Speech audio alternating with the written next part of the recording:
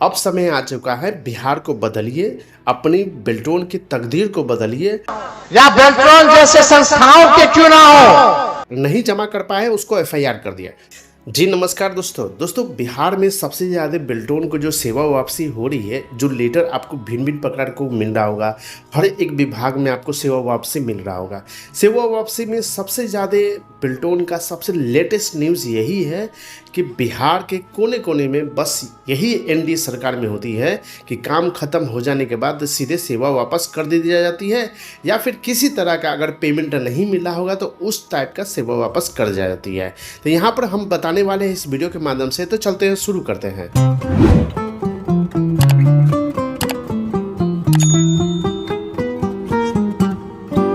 जितने संविदा कर्मी हैं बिहार में, चाहे अलग अलग विभाग के क्यों ना हो, या बेल्ट्रॉन जैसे संस्थाओं के क्यों ना हो, अलग अलग जिलाओं में क्यों ना हो, सबको तेजस्वी आएगा तो स्थायी करने का काम करेगा, ये हमारा गारंटी है।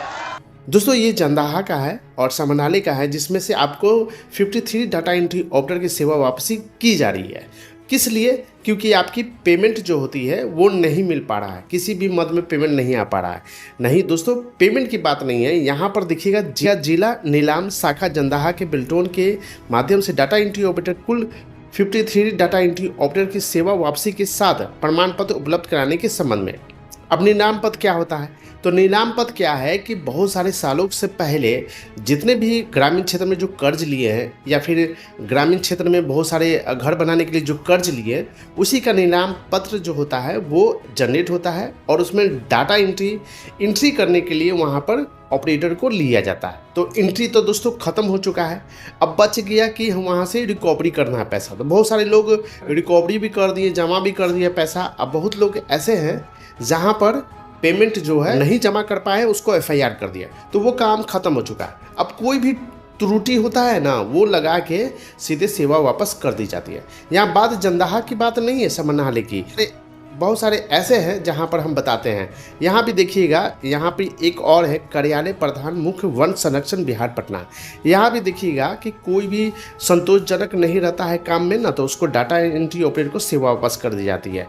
जो वायरल बहुत ज़्यादा चीज़ को है, यहाँ पर देखिएगा जो Sushri Sanjeevani Kumari data entry operator employ ID आप देख सकते हैं, और इसकी संतोषजनक कार्य न होने से इनकी सेवा वापस कर जाती है। एक और लेटर है जो हम आपको दिखाते हैं, यहाँ पर देखिएगा एक और लेटर है जिसमें से आप देखिएगा यहाँ पर बिहार विधानसभा सचिवालय, ठीक है, इसमें भी बेल्ट्रॉन को लिख दिया गया है। विषय में देखिएगा, संविदा के आधार पर कार्यरत 27 डाटा एंट्री ऑपरेटर की सेवा वापस करने के संबंध में।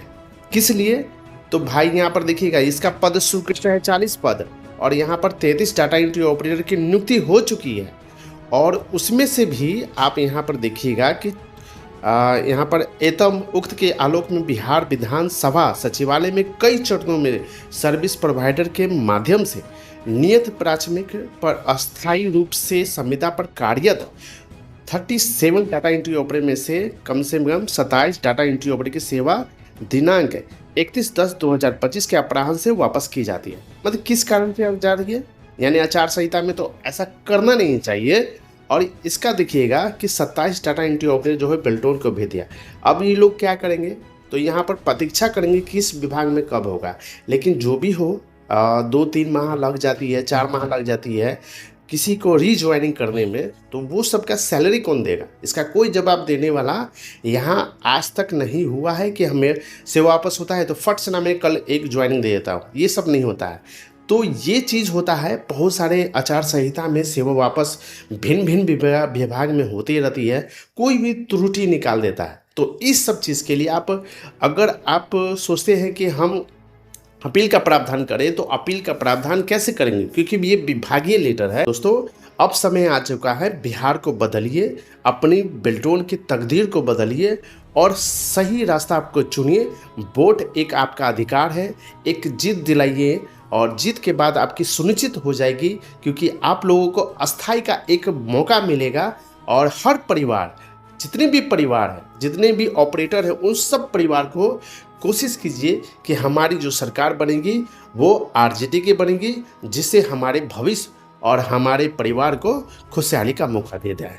तो कमेंट बॉक्स में दोस्तों जवाब दीजिएगा कि हमारी नए चेहरे जो होती है वो कौन बनने वाला है। नेक्स्ट वीडियो में दोस्तों मिलते हैं, तब तक के लिए बहुत बहुत धन्यवाद।